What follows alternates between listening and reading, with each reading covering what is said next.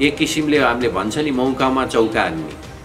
अब विपक्षीले पनि सहयोग गर्छु भनेको छ, जनताले पनि लकडाउनलाई सहयोग गरेको छ, विरोध गर्न बाहिर निस्किँदैन, पत्र पत्रिका पनि अहिले यो सोशल मिडिया मार्फत मात्र च्याउच्याउ गर्ने हो। जुन व्यापक रूपमा पत्रिकाहरू घर घर पुग्थ्यो त्यो पुग्न सकेका छैन। कतिपय व्यक्तिहरू इन्टरभ्यू दिन जान पाउने परिस्थिति छैन। त्यसैले जे मन लागे त्यही गरौँ भन्ने जुन मनस्थिति छ यो अत्यन्तै दुर्भाग्य, यो दुर्भाग्य हो। र पक्कै पनि जुन किसिमको यो यस्तो महामारीको बेलामा यो सरकारले जुन किसिमले अगाडि बढेको छ यो कुरा चाहिँ नेपाली जनताले पनि मलाई बुझ्नुपर्छ भन्ने मलाई लाग्छ। विभिन्न भ्याटका विषयमाहरू ट्याक्सका सिस्टमलाई पनि अलिकति ट्याक्सहरू पनि घटाएर अलिकति लुज पारिदिनुपर्छ। सरकारले करको दायरा बढाएर भए पनि हामी चाहिँ यो अर्थतन्त्रलाई चाहिँ जोगाउँछौँ भनेको छ। यो करको दायरा बढाउने कुराले उद्योगी होइन व्यवसायीहरूलाई अथवा आम मान्छेलाई मध्यमवर्गीय परिवारसम्मलाई पनि त्यसले चाहिँ राहत दिन्छ कि आहत दिन्छ? यो राहत होइन, यो पागलपन हो। आफ्नो आम्दानी जिरो लेभल मुनि गइसकेपछि कर कसले तिर्न सक्छ? यो कुन अब उहाँ जस्तो पढ्या लेख्या अर्थमन्त्रीले हाम्रो डाक्टर साहबले यस्तो कुरा गर्दा चाहिँ यो कसरी गर्यो भन्ने म अचम्मित भइन्छु। किनभने अङ्ग्रेजीमा भन्छ नि डबल व्यामी, दुईतिरबाट हाम्रो अर्थतन्त्रलाई हानेको छ। हाम्रो अर्थतन्त्रको आधार यो 15 वर्ष 20 वर्षमा रेमिटेन्स नै एउटा बलियो आधार हो, जहाँ हाम्रो बजेट हाम्रो जीडीपीको झन्नै 25% पैसा रेमिटेन्सबाट आइरहेछ। त्यो दाँजोमा पैसा अहिले आइरहेछ, त्यो पनि खत्तम हुने र आन्तरिक स्रोत पनि खत्तम हुने परिस्थितिमा छ।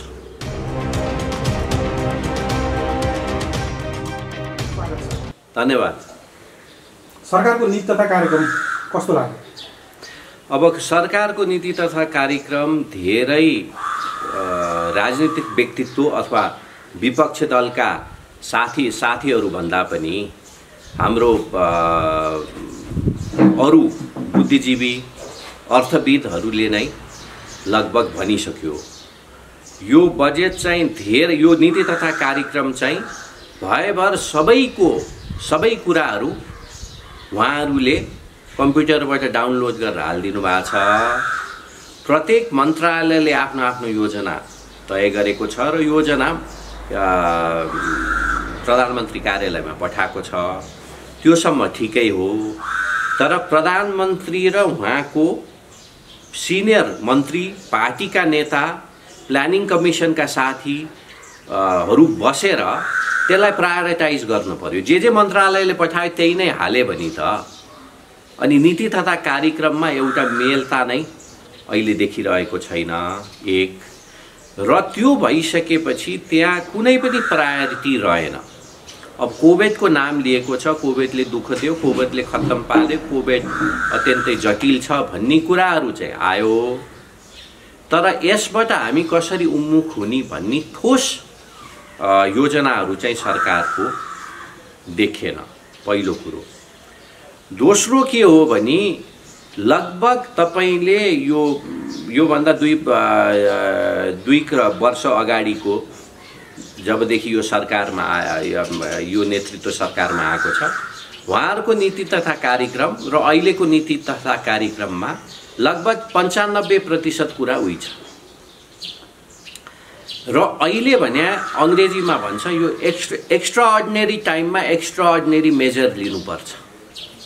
तर अहिले यो सरकारले कुनै पनि एक्स्ट्राअर्डिनरी मेजर लिएको देखेन र विशेष गरेर कोभिडलाई कसरी हामीले ट्याकल गर्ने। कोभिड भने तपाईको त्यहाँ यसमा दुईटा असर हुने भयो।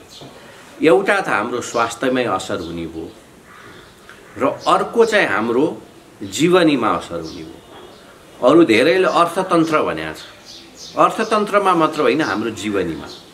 अबदेखि हामी नेपालीहरू पनि र हामी मनुष्य जाति नै अब जुन किसिमको लाइफस्टाइल अर्को 2, 4, 5 वर्ष हामी हाम्रो लाइफस्टाइलमै एकदम आमूल परिवर्तन हुने परिस्थिति अहिले आएको छ र साथसाथै यसले हाम्रो अर्थतन्त्र मात्र होइन देशव्यापी अर्थतन्त्रलाई चकनाचुर पार्न सुरु गरिसकेको छ। चकनाचुर भइसकेको छैन तर यही धेरै लम्बे भने हाम्रो अर्थतन्त्रमा अत्यन्तै ठुलो समस्या आउने भन्ने कुरो त अहिले रिपोर्टहरूमा पनि आइसक्यो। 2 दिन अगाडि UNDP को एउटा रिपोर्टमा यसपालि हाम्रो लगभग 2% भन्दा मुनि हाम्रो ग्रोथ रेट हुनेछ भन्ने कुराहरू आइसक्यो। रेमिटेन्सको कुरा बारे तपाईहरु सबैलाई थाहा नै छ। लगभग यही सालै लगभग 10 देखि 15% रेमिटेन्स यही आर्थिक वर्ष नै घट्ने छ। अब आउने आर्थिक वर्षमा लगभग 50% रेमिटेन्स घट्ने अहिले अनुमान धेरैले गरिरहेको छ भने यतातिर चाहिँ केही केन्द्रितै भएन। जस्तो कोरोना महामारीबाट अर्थतन्त्रमा मुलुकमा पर्न सक्ने प्रभावलाई चाहिँ यसले नजरअन्दाज गर्यो। यसले नजरअन्दाज पुरै गर्यो किनभने तपाईले हेर्नुस् सबै देशहरूले विकसित मुलुकहरूले मात्र हैन तर हाम्रै छिमेकीहरूले पनि अहिले एउटा आर्थिक स्टिमुलस प्याकेज निकालेको छ। अहिले इन्डियाले उहाँहरूको जीडीपी को लगभग झन्डै 10% को स्टिमुलस प्याकेज मोदीले 5-6 दिन अगाडि अनाउन्स गरेको छ र 20 लाख करोड को एउटा स्टिमुलस प्याकेज छ। अमेरिकाको जीडीपी को झन्डै 12% स्टिमुलस प्याकेज ट्रम्पले 1 महिना अगाडि नै 2.2 ट्रिलियन अमेरिकन डलर को प्याकेज दिएको छ। त्यसैले लगभग बंगलादेशले श्रीलङ्काले पनि यस्ता किसिमको प्याकेज दिइरहेको छ। चाइनाले लगभग यो प्याकेजहरू निकालिसकेको छ तर हामीले भन्दै आएको हो यो छिटो भन्दा छिटो यो प्याकेज चाहिन्छ भनेर विपक्षले हाम्रो FNCCI, CNI, चेम्बर अफ कमर्सले एउटा जोइन्ट स्टेटमेन्ट लगभग 10 दिन अगाडि दिएको छ। त्यहाँ लगभग हाम्रो जीडीपी को लगभग 5% जति भनेको 180 अरब रुपैयाँ चाहिँ तत्कालीन हाम्रो यो प्याकेज रिलिफ प्याकेजमा दिनु पर्यो भनेको छ। तर रिलिफ प्याकेजको कुरै आएको छैन। होइन रिलिफ प्याकेज हाम्रो तयारी गरिरहेछौं भन्ने शब्दसम्म राखे पनि हुन्थ्यो तर उहाँहरूले रिलिफ प्याकेज लगभग 15-20 दिन अगाडि नै ल्याउनु पर्ने। अहिले तपाईको नगरपालिकाहरूमा हाम्रो मेरो जिल्लाको नगरपालिकाहरूमा जहाँ कांग्रेसका मेयरहरू छन् अहिले मैले ललितपुर महानगरपालिकामा जम्मा 20 लाख रुपैयाँ रात वितरणको निम्ति आछ त्यो पनि प्रदेशले पठाएको छ। गोदावरी नगरपालिकामा 12 लाख रुपैयाँको सहयोग आएको छ रिलिफ आएको छ त्यो पनि प्रदेशबाट केन्द्रबाट केही आएको छैन। यत्रो ठुलो कोष उहाँहरूले जम्मा गरेको छ र त्यो कहाँ खर्च गर्ने कहिले खर्च गर्ने जब मान्छे सडकमा सुतिसकेपछि त्यो पैसा खर्च गर्ने कि त्यो सडकमा उहाँहरू सुत्नु अगाडि नै उहाँहरूलाई घरमै व्यवस्थित गर्न त्यो पैसा खर्च गर्ने। यो सरकारले गर्न के खोजेको मैले बुझिन तर यही तपाईहरुकै मिडिया मार्फत म उहाँहरूलाई आग्रह पनि गर्न चाहन्छु यो रिलिफ प्याकेज चाहिँ अत्यन्तै जरुरी छ र यो रिलिफ प्याकेज निकाल्दाखेरि 3टा कुरामा उहाँहरू केन्द्रित हुनुपर्छ। पहिलो कुरा सेक्टोरियल कुन सेक्टरमा कति ड्यामेज भएको छ कुन सेक्टरमा कति आर्थिक समस्या परेको छ र कुन सेक्टरमा कति व्यक्तिहरू बेरोजगारी हुने परिस्थिति आएको छ भन्ने कुरातिर पहिला उहाँहरू केन्द्रित हुनु पर्यो। अर्को त्यो पछि तपाईको रिलिफ प्याकेज र कुन उद्योगलाई कति दिने अहिले तपाईले हामीले 2टा रूपमा विभाजन गर्नुपर्छ। कतिपय साथीहरू फर्मल सेक्टरमा काम गर्छन् त्यो भनेको लगभग 20% जति नेपाली नागरिकहरू फर्मल सेक्टरमा काम गर्छन् अरु इन्फर्मलमा काम गर्छन् फर्मल सेक्टरमा चाहिँ त्यही व्यापारमै पैसा पठाइदिए भने हामीले त्यसलाई केही महिना थेक्न सक्छौँ। इन्फर्मल सेक्टरमा चाहिँ तपाईँ हामीले गर्ने भनेको सिधै पैसा गाउँपालिका नगरपालिकामा पठाउने र गाउँपालिका नगरपालिकाले त्यो बेरोजगारी भएका साथीहरू अथवा ज्यालादारी काम गर्न नसकेका साथीहरूलाई खाना अथवा खाद्यान्न व्यवस्थित गर्ने। त्योभन्दा अरू हाम्रो विकल्प देखेन, तर त्यो तत्कालीन गर्नु पर्यो। अर्को भनेको चाहिँ तपाईँको यो ब्याङ्किङ सेक्टर अथवा वित्तीय सम्बन्धी एउटा रिफाइनेन्सिङको अत्यन्तै हामीले जरुरी देखिरहेको छौँ। अर्को कुरा भने हाम्रो ऋणको तपाईँको ब्याज अत्यन्त हाई छ। त्यो ब्याजलाई कसरी घटाउने, त्यो ब्याजलाई घटाउन ब्याङ्कको बेस रेट भनेको उनीहरूले डिपोजिटमा कति पैसा तिरेको छ त्यसको लम्पसम र उनीहरूको ओभरहेड कति छ, अथवा बेस रेट भनेको ब्याङ्कको कस्ट प्राइस, र कस्ट प्राइस माथि घटाए भने इन्ट्रेस्ट रेट पनि घट्ने स्वाभाविक हुन्छ। त्यसैले त्यो घटाउनको निम्ति विभिन्न हतकडी यो सरकारले राष्ट्र ब्याङ्कले अपनाउन सक्छ। पहिलो भनेको नेपालमा झन्नै 40% भन्दा बढी हाम्रो ब्याङ्कहरूमा पैसा इन्स्टिट्युसनल डिपोजिट भनेको छ। त्यो व्यक्ति बाहेक विभिन्न संस्थाहरूको, र त्योमध्ये पनि धेरैजसो सरकारी संस्थाहरूको, सञ्चय कोषको पैसा छ, आर्मीको पैसा छ, पुलिसको पैसा छ, यस्ता विभिन्न विद्युत प्राधिकरणको पैसा छ। त्यो नै 40% भन्दा बढी पैसा ब्याङ्कमा उनीहरूकै छ, र त्यसमा अहिले इन्ट्रेस्ट एकदम हाई छ। र त्यही इन्ट्रेस्ट घटायो भने हाम्रो ब्याज दर पनि स्वाभाविक रूपमा गर्छ। त्यो चाहिँ तत्कालीन गर्नुपर्छ, नत्र कुनै पनि उद्योगहरू अगाडि बढ्दैन।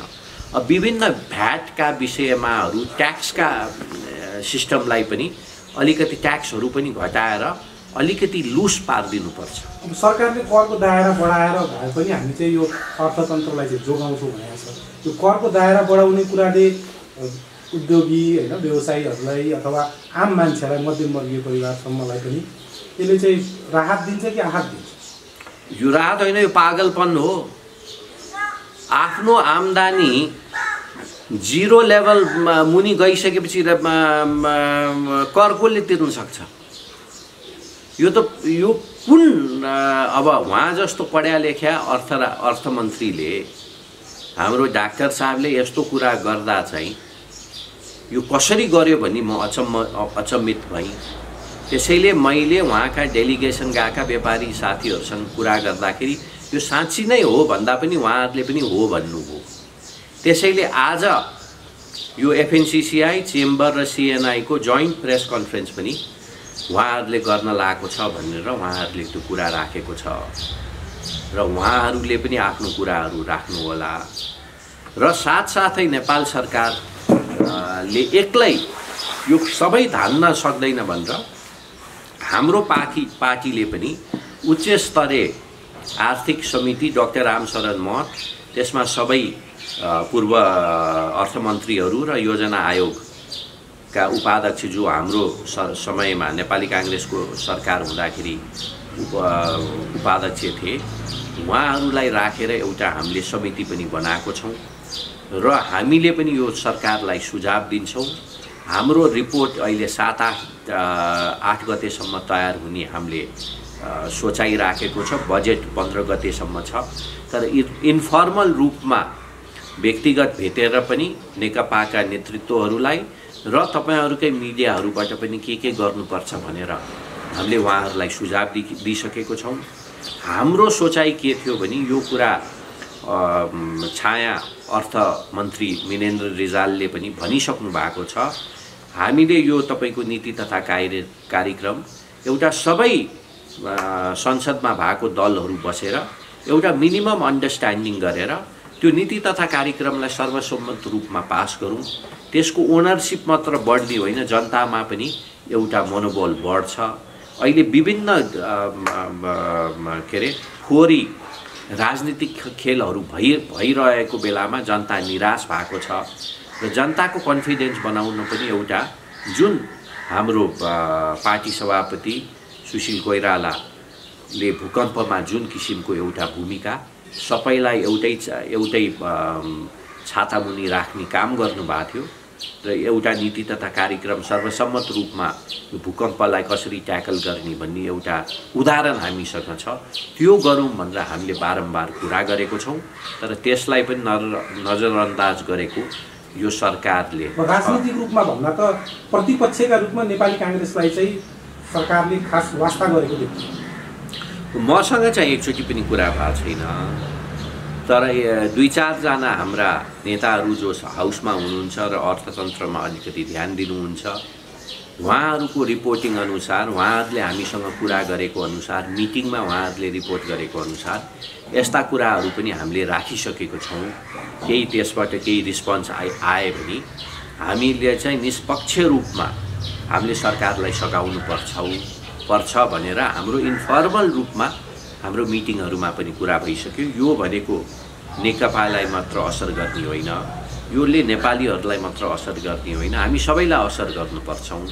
त्यसैले हामी सबै मिलेर गर्नुपर्छ भन्ने मनोस्थिति कांग्रेसका पार्टी सभापति र वरिष्ठ नेतादेखि हाम्रो तल्लो तहका कार्यकर्ताहरूको एउटै छ, तर हामीले मात्र सहयोग गर्छु भनेर भएन। यो छ अब सरकारलाई यो हाम्रो सुझाव, हाम्रो सहयोग, हाम्रो दृष्टिकोणको उहाँहरूलाई आवश्यक पर्छ कि पर्दैन त्यो हामीलाई थाहा छैन। तर अहिलेको परिस्थितिमा हामीले के बुझेका छौँ भने सबै इस्युमा यो सरकारमा भएका मन्त्रीहरू विशेष प्रधानमन्त्रीलाई सबै कुरा उहाँहरूलाई मात्र थाहा छ भन्ने एउटा त्यो सरकार यो अहम र घमण्डले अगाडि बढेको छ। यो पार्टी त लगभग दुर्भाग्यमा पुग्छ चुनावको समयमा, तर यो पार्टी डुब्दै यो सरकार डुब्दै हामी सबै नेपालीलाई नै डुबाउने हो कि भन्ने डर चाहिँ अहिले हामीमा उत्पन्न भएको छ। अब अहिले अर्को प्रसङ्ग छ कि लिपुलेकमा भारतले सडक बनाएको प्रसङ्ग र नीति तथा कार्यक्रममै सरकारले उल्लेख गरेर हामी नक्सा सार्वजनिक गर्छौँ भनेर चाहिँ राष्ट्रपतिले संसदमा त्यो कुरा वाचन गरिसक्नु छ। अब नेपालले अहिले के लिम्पियाधुरा, कालापानी, लिपुलेक समेटेर नक्सा सार्वजनिक गर्नु उपयुक्त हुन्छ वा के हो? होइन, नक्सा सार्वजनिक गर्न के आपत्ति भएन, सार्वजनिक गरे भयो होइन। त्यो तपाईको एउटा हाम्रो अङ्ग्रेजीमा भन्छ नि ब्राउनी पोइन्ट, अथवा एउटा एकदम राष्ट्रवादी बन्नको निम्ति नीति तथा कार्यक्रममा उहाँहरूले अनाउन्स गरेको हो जस्तो मलाई लाग्छ। तर नक्सा उहाँहरूले सार्वजनिक चाहिँ जुन तपाईको मङ्सिरमा जब इन्डियाले आफ्नो नक्सा सार्वजनिक गरेको थियो, त्यो पछि नेपालले पनि आफ्नो नक्सा सार्वजनिक गर्न जरुरी थियो। हेर्नुहोस्, यो बेटाइम बेमौसमको बाजा जस्तै यो पनि अहिले बेमौसमको कुरा उहाँहरूले गरिरहनु भएको छ। यथापि हामी नेपाली कांग्रेस यो कुरोमा स्पष्ट छौँ, कालापानी, लिपुलेक, लिपुधुरा, लिम्पियाधुरा र सुस्ता नेपालको भूमि हो र यो चाहिँ नेपालले हामी आफ्नो कब्जामा लिनुपर्छ र त्यो गर्नको निम्ति मञ्चमा उठेर अथवा सडकमा उत्रिएर विरोध गरेर मात्र हुन्न, यसलाई डिप्लोमेटिकली हामीले यसलाई ट्याकल गर्नुपर्ने जरुरी छ। त्यो गर्नको निम्ति हाम्रो पार्टी सभापतिले पनि भनिसक्नुभयो र नेकपाको अध्यक्ष प्रचण्डजीले पनि भन्नुभएको छ। यो भारत र नेपालको विषयको साथसाथै त्यहाँ माथि उत्तरतिर गएर यो चाइनासँग पनि यो सीमा जोडिन जान्छ र चाइनासँग पनि नेपालले केही सम्झौताहरू गरेको छ, चाइनासँग पनि भारतले केही सम्झौताहरू गरेको छ र यो भारत र नेपालको विषयवस्तु मात्र आउँदैन, यो चाइनाको विषयवस्तु पनि छ। चाइनालाई पनि त्यहाँ इन्भल्भ गराएर यो कुरा चाहिँ टुङ्गाउनु पर्छ। अलिकति चित्त नबुझ्दो कुरा चाहिँ चाइनाले यसको बारे पनि यो केही बोलेको छैन, किनभने डाइरेक्टली इनडाइरेक्टली चाइनालाई पनि यहाँ इन्भल्भ हुन्छ। यो बाटो निकाल्दाखेरि यो सहमतिमा यो बाटो बनेको छ। भारतले मात्र बनाएको होइन, चाइनाले पनि यो बाटो बनाउन सहमति दिएको छ। यो कुरा जब पहिलो पटक नेपालको सरकारले आधिकारिक रूपमा बोलेको भने, जब तपाईको भारतको प्रधानमन्त्री र तपाईको चाइनाको राष्ट्रपतिले बीजिङमा त्यहाँ व्यापार नाकाको पनि कुरा गरेको थियो, त्यो एउटा प्रोटेस्ट नोट त्यति बेलाका पार्टी सभापति तथा प्रधानमन्त्री सुशील कोइरालाले प्रोटेस्ट नोट दुईटै देशलाई पठाएको थियो। र म त्यो बेला संसदमा थिएँ, मैले पनि त्यो कुरा उठाइसकेपछि त्यति बेलाका परराष्ट्र मन्त्री महेन्द्र पाण्डेले त्यसको बारे स्पष्टीकरण अथवा त्यसको बारे जानकारी संसदमा उहाँहरूले दिनुभएको थियो। त्यो चिठी हामीले पठाएको छौँ भन्ने कुरा गरेको थियो। तर दुर्भाग्यवश 2 महिनापछि सुशील कोइरालाले राजीनामा दिनुभएर हाम्रो केपी ओलीको नेतृत्वमा पहिलो पटक केपी ओलीको नेतृत्वमा सरकार बन्यो। फ्ल्यासब्याकमा जाँदाखेरि चाहिँ त्यो फ्ल्यासब्याकमा गएर हेर्दा भारतलाई चाहिँ प्रोटेस्ट नोट पठाएको अथवा चाहिँ एउटा राष्ट्रवादी अडान चाहिँ सुशील कोइरालाले लिएको कारणले उहाँको राजनीतिक जीवनको उत्तरार्धमा उहाँमाथि केही गम्भीर आरोप लगाइयो, जुनको भेद अहिले खोलिरहेछ भनिन्छ। तपाईँलाई त्यस्तो लाग्छ? होइन, एउटा कुरा हेर्नुहोस्, त्यहाँ दुईजना मान्छेलाई म सम्झाउन चाहन्छु। एउटा कृष्णप्रसाद भट्टराई र एउटा सुशील कोइराला।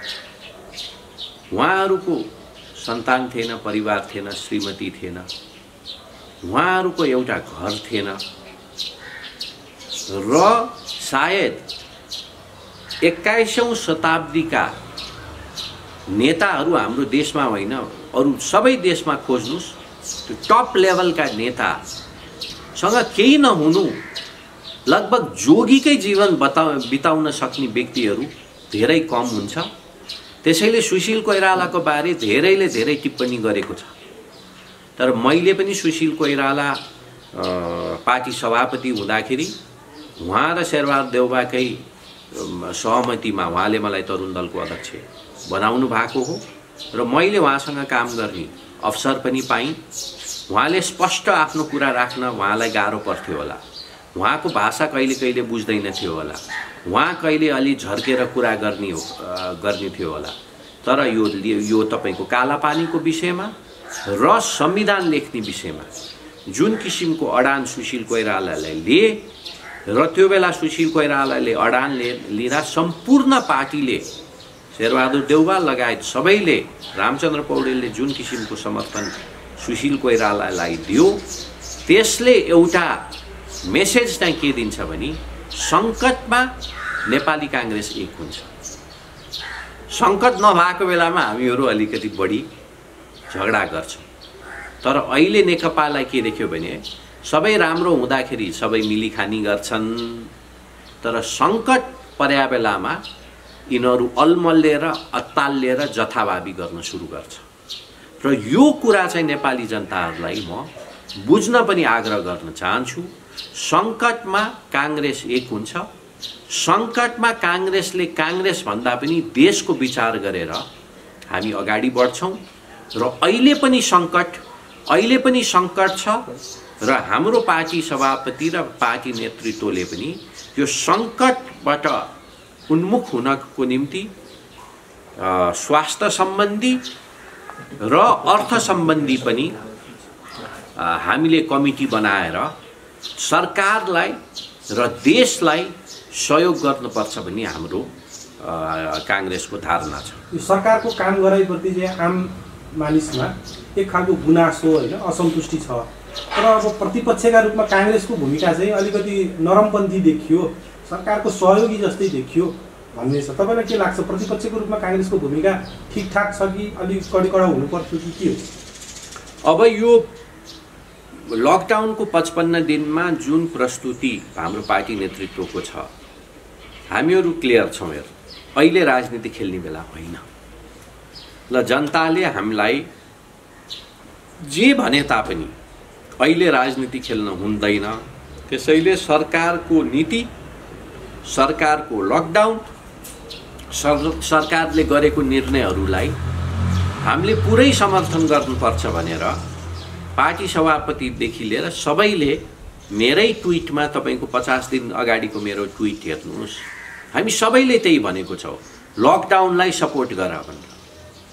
तर यो सपोर्ट पाइसकेर अब सडकमा बाहिर कोही निस्किन नसक्ने परिस्थिति देखिसकेपछि त्यो तपाईको सरकारकै निर्देशनमा पूर्व आइजिपी र नेकपाको दुईटा सांसदले अर्को पार्टीको सांसदलाई नै किडन्याप गरिदिने, तपाईको एउटा अहिलेको परिस्थितिमा सामानहरू 4 महिना अगाडि ल्याउनु पर्ने सामान नल्याउने, तपाईको एक किसिमको प्यानिक क्रिएट भइसकेपछि चाहिँ सामान ल्याएर भाउ पनि व्यापक बढाएर सामान ल्याउने भ्रष्टाचार लगभग यो खुलिसक्यो। यस्तो परिस्थितिमा पनि अहिले तपाईको अरूको पार्टी फुटाउन राजनीतिक खेलहरू गर्ने, राष्ट्रपतिलाई प्रयोग गर्ने, राष्ट्रपति 2 घण्टाभित्र प्रयोग हुने, यस्ता खेलहरू देखिसकेपछि हामीहरूको पनि अहिले तपाईहरुले हेर्नुस्, हाम्रा पार्टीका नेता हामीहरूको पनि अहिले भाषा अलिकति परिवर्तन भएको छ। 50-55 दिन अगाडिको जुन किसिमको हाम्रो भाषा थियो अहिले परिवर्तन भएको छ, किनभने यसलाई एक किसिमले हामीले भन्छ नि मौकामा चौका हान्ने। अब विपक्षीले पनि सहयोग गर्छु भनेको छ, जनताले पनि लकडाउनलाई सहयोग गरेको छ, विरोध गर्न बाहिर निस्किँदैन, पत्र पत्रिका पनि अहिले यो सोशल मिडिया मार्फत मात्र च्याउच्याउ गर्ने हो, जुन व्यापक रूपमा पत्रिकाहरू घर घर पुग्थ्यो त्यो पुग्न सकेका छैन। कतिपय व्यक्तिहरू इन्टरभ्यू दिन जान पाउने परिस्थिति छैन। त्यसैले जे मन लाग्यो त्यही गरौँ भन्ने जुन मनस्थिति छ यो अत्यन्तै दुर्भाग्य, यो दुर्भाग्य हो। र पक्कै पनि जुन किसिमको यो यस्तो महामारीको बेलामा यो सरकारले जुन किसिमले अगाडि बढेको छ यो कुरा चाहिँ नेपाली जनताले पनि मलाई बुझ्नुपर्छ भन्ने मलाई लाग्छ। कांग्रेसभित्र आन्दोलन गर्नुपर्छ सरकार विरुद्ध लकडाउन भए तापनि भन्ने मत पनि देखिन थालेको छ हैन? त्यो मत देखिन थालेको छ। तर लकडाउनमा आन्दोलन गर्न कति जायज हुन्छ म चाहिँ त्यो आजको दिन त्यो पक्षमा छुइनँ। अब होइन, सरकारले 10 दिनपछि यो सरकारले त जे पनि गर्न सक्ने रहेछ हैन।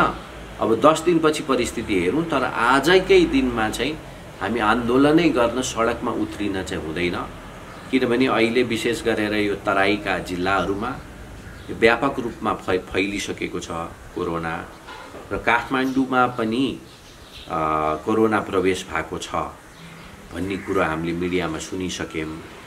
त्यसैले अहिले राजनीति भन्दा पनि नेपाली नागरिकलाई, नेपाली जनतालाई, नेपाली दाजुभाइ दिदीबहिनीलाई कोरोनाबाट कसरी बचाउने र साथसाथै कोरोनाको साथसाथै भोलिको दिनमा पनि कोरोना भन्दा पनि भोकमरीबाट नेपाली नागरिकहरूलाई कसरी बचाउनेतिर नेपाली कांग्रेस केन्द्रित हुनुपर्छ। हामी अन्तिममा छौँ। हजुर, लाखौं नेपालीहरू, युवाहरू जो विदेशमा यति बेला चाहिँ यो कोभिडको महामारीका कारणले अलपत्र अवस्थामा एउटा चाहिँ बेरोजगार हुने स्थितिमा अथवा भनौँ न उनीहरूलाई चाहिँ समस्या परेको स्थिति छ, उनीहरूलाई नेपाल ल्याउने विषयमा सरकारले त काम गरेको छैन, ढिलो चाँडो त आउला, कसरी व्यवस्थापन गर्ने ती युवाहरूलाई? तपाईँको युवाहरूका बारेमा तपाईँको भनाइ के छ?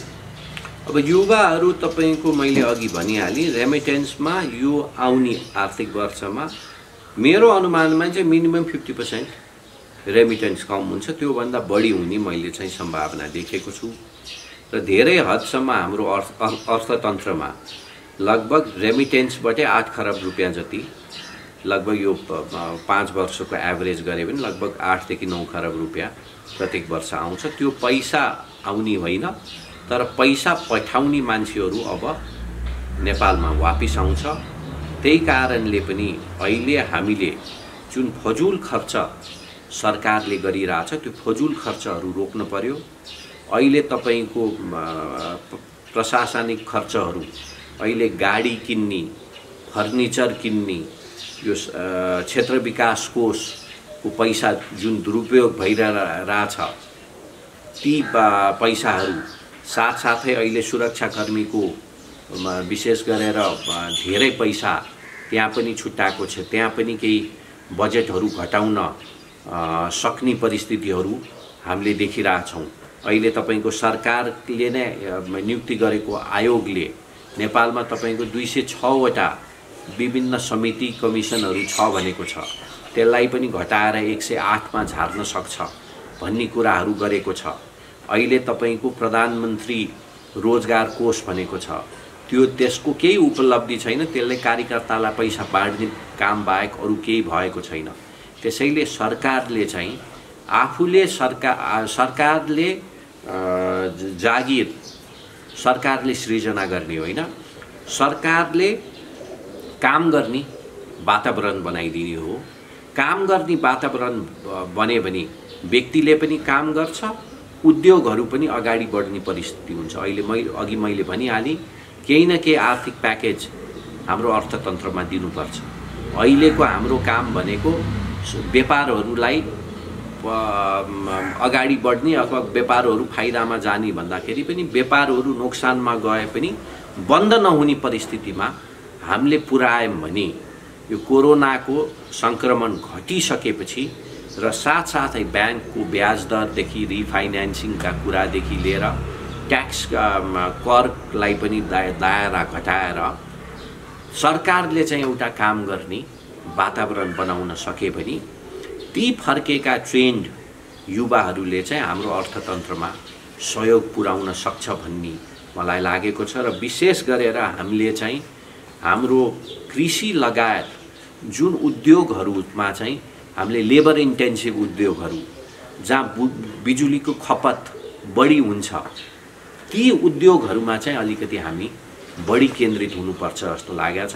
अहिले हाम्रो फुड प्रोसेसिङ युनिटहरू त्यसमा पनि धेरै समस्या धेरै सम्भावना नेपालभित्र छ र त्यो फुड प्रोसेसिङ प्याकिङदेखि सबै चिज गर्दाखेरि धेरै मान्छेको आवश्यकता पर्छ र अहिलेको परिस्थितिमा मसिन चलाउनु भन्दा पनि लेबर फोर्सै चलायो भने पनि सेमी मेकानिकल मसिनहरू राखेर चलायो भने त्यतातिर चाहिँ हामीले केही हदसम्म हामीले रोजगारीहरू उत्पादन गर्न सक्ने पनि समस्या आउन सक्छ। तर त्यसको निम्ति सरकारले रोजगारी बाँड्दै हिँड्ने होइन, यो प्रधानमन्त्री रोजगारी कोषलाई स्क्रैप गर्नुपर्छ। युवा स्वरोजगार कोष जसबाट खास उपलब्धि केही भएको छैन त्यसलाई पनि तपाईको पूर्ण विचार गर्नुपर्ने हुन्छ र हामीले चाहिँ अहिले काम गर्ने वातावरण बनाउन चाहिँ सरकारलाई आग्रह गर्न चाहन्छु। किनभने अङ्ग्रेजीमा भन्छ नि डबल व्यामी, दुईतिरबाट हाम्रो अर्थतन्त्रलाई हानेको छ। हाम्रो अर्थतन्त्रको आधार यो 15 वर्ष 20 वर्षमा रेमिटेन्स चाहिँ एउटा बलियो आधार हो, जहाँ हाम्रो बजेट हाम्रो जीडीपीको झन्नै 25% पैसा रेमिटेन्सबाट आइरहेछ। त्यो दाँजोमा पैसा अहिले आइरहेछ, त्यो पनि खत्तम हुने र आन्तरिक स्रोत पनि खत्तम हुने परिस्थितिमा छ। तपाईको एक हप्ता अगाडिसम्म जम्मा नेपालमा राजस्व उठेको भने 606 अरब रुपियाँ राजस्व उठेको छ। हाम्रो राजस्वको टार्गेट भने